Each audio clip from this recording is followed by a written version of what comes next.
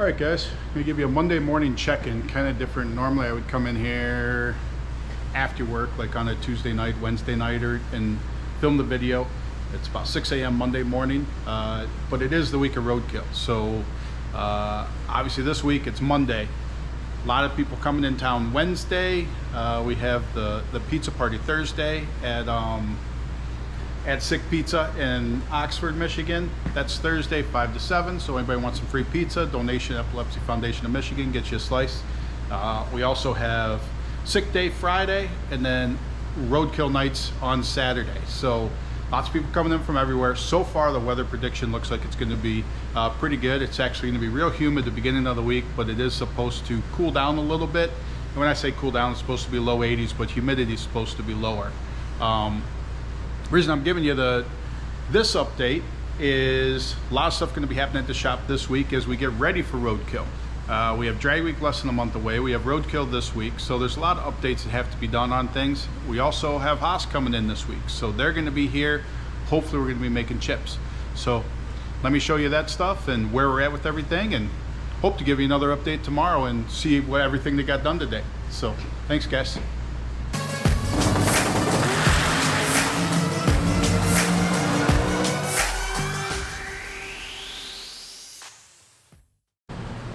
All right, 1.0 is still the exact same condition, basically the same spot in the shop as it was for the video last week.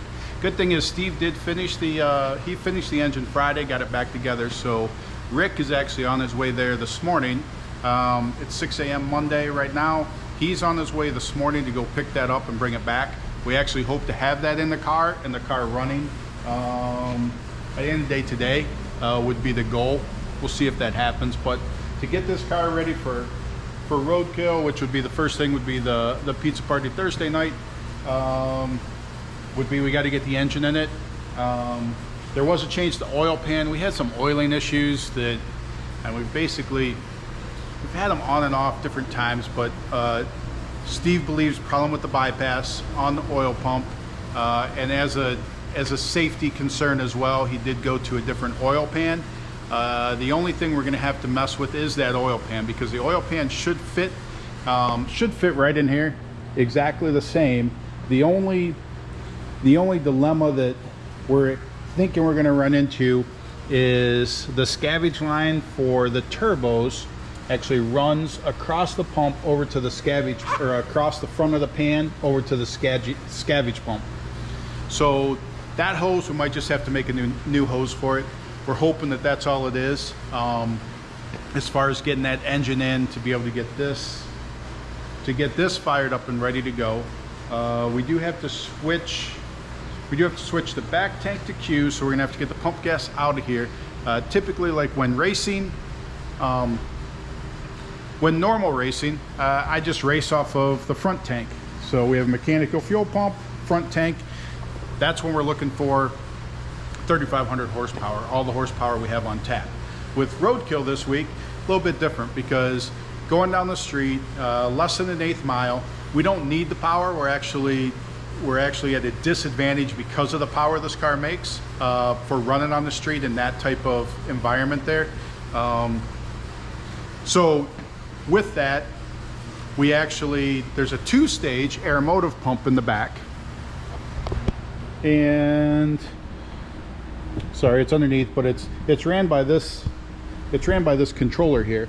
But basically, when it's running pump gas and it's running on the street on the normal stuff, I mean, it just runs on the low pressure set, or the low, I don't even know what you call it, the low speed on that pump, because it's a 2-speed setup. When I turn on the intercooler in the car, it actually, if I'm in street mode on it, it'll kick that pump into high, and then basically ups how much is pumping to the front. So we set that up after Roadkill the first year that we did it, when we won, because of all the vapor lock issues that we had with the fuel, because it got so hot we had to make 5 runs without fueling up, and it was back to back to back to back. And with only cycling 3.5 gallons of fuel out of the front tank, that fuel got super hot. The back tank is a 15-gallon tank. So after that, basically changed it up so that now I can run up to about 1,700 horsepower off the back tank by kicking into that second stage. So for the street, it works out, or for roadkill nights, it works out great, because now I'm cycling 15 gallons of fuel. And so even though I'm making all those back-to-back passes so close together, the fuel isn't going to basically boil. So there's 15 gallons to cycle through the system instead of 3.5. So 4, I'm not even sure what that front tank holds, but so we have that to do, drain that out. We still have to switch over to the tires. The tires, we got them down, but we haven't put them onto the other set of rims yet. That's the stuff that we need to do for 1.0.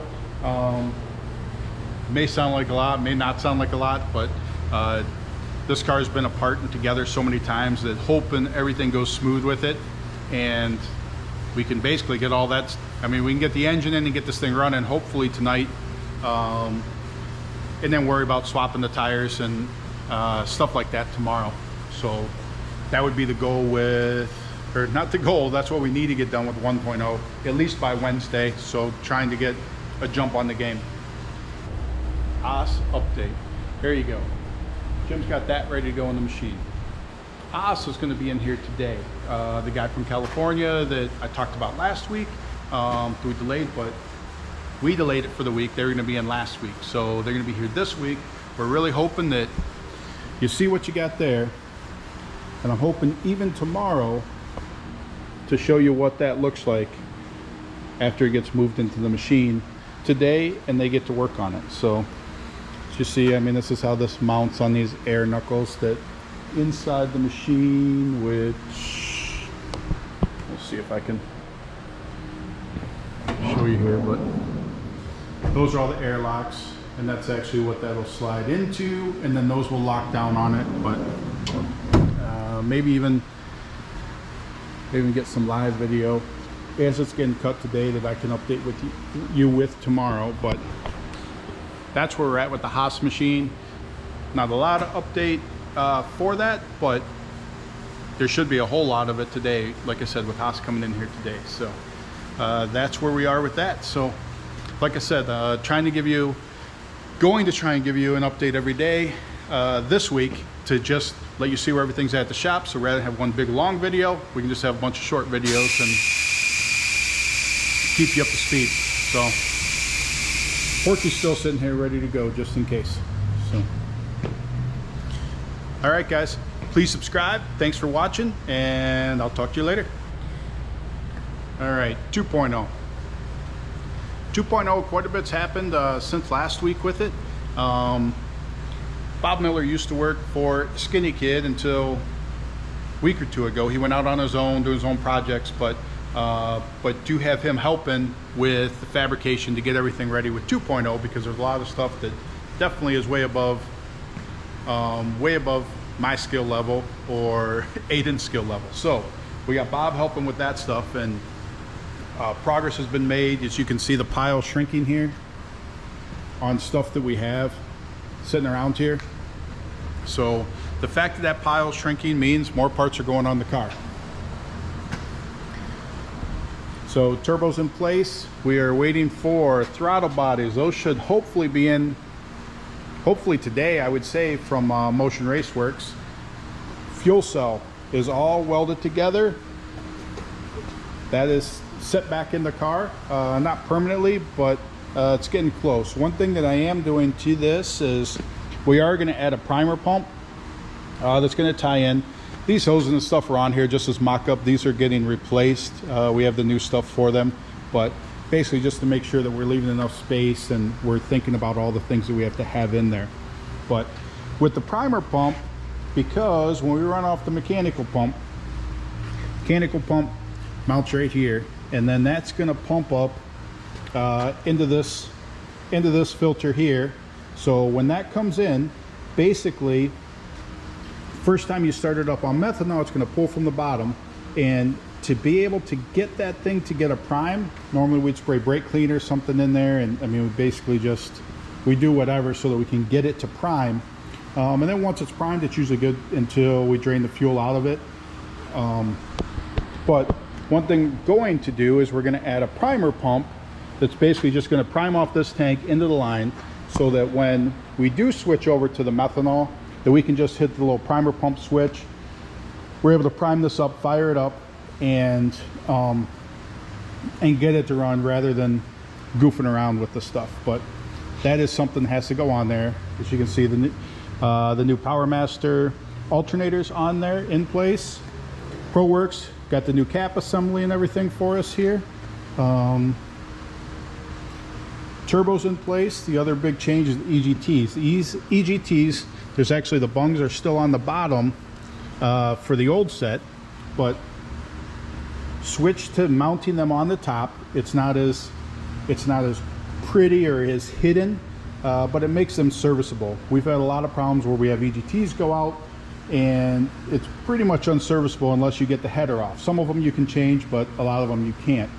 Well, now we've gone to number one, we put all the bungs on the top so that we can do that, as well as we've gone to the Holley style, which this mounting plate here, these just plug in.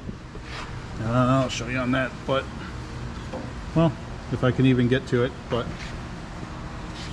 can't really get to it with showing you as I do it. But these will just plug in. You can plug and unplug them, so if we have to swap one out, then that's easy to do at the track. The other is that now they're going to be interfaced into the Holley, so now stuff in the program can be tuned based on that. Whether if we have a lean condition, if we want to shut the engine off. Different things that can be done as safety measures with those EGDs tied in. They used to be tied in. There was a race pack module here. So we had the data from them, but we weren't making programming changes on the fly based on the EGT. So we're going to have the ability to do that. Whether we use that or not, time will tell. But it does give us the ability to do that. So throttle bodies, like I said, Motion Raceworks. Wait till you see those. I saw a picture, but I don't actually want to put the cat out of the bag until you see the new Icon throttle bodies that are going on here. So not sure how much modification we might have to do here for those, accommodating those, but it'll definitely be worth it in the end.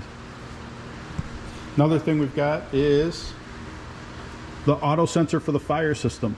It's on this plate.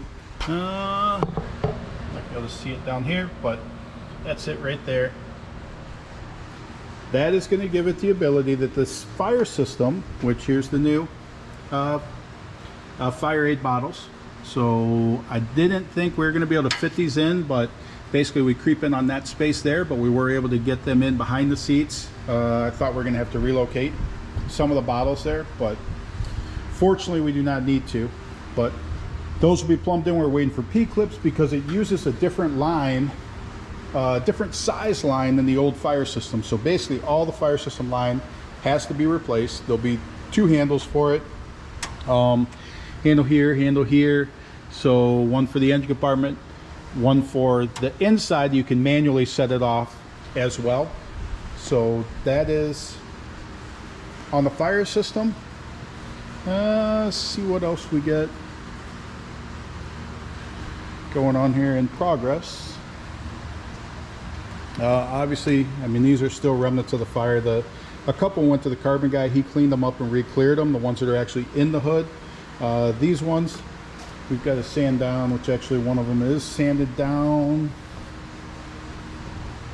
One of them is sanded down over here. I'll just show you that we're gonna just have to end up painting them black. They were cool with the nice carbon, but so we're just gonna have to paint those black, but now it is all nice and smooth. So no movement on the radiator or anything like that yet, or the doors. But like I said, there's a lot to be done with drag week coming up in about a month. So this one, I will say it looks like a lot, and it is a lot, because it's not just a simple put the engine back in it like 1.0 is. But that's where we're at 2.0. I'm hoping to give you a good update tomorrow on 2.0 as well, with what gets done today. And like I said, trying to do some daily updates for you this week with Roadkill going on and kind of a lot happening. So that's what I got.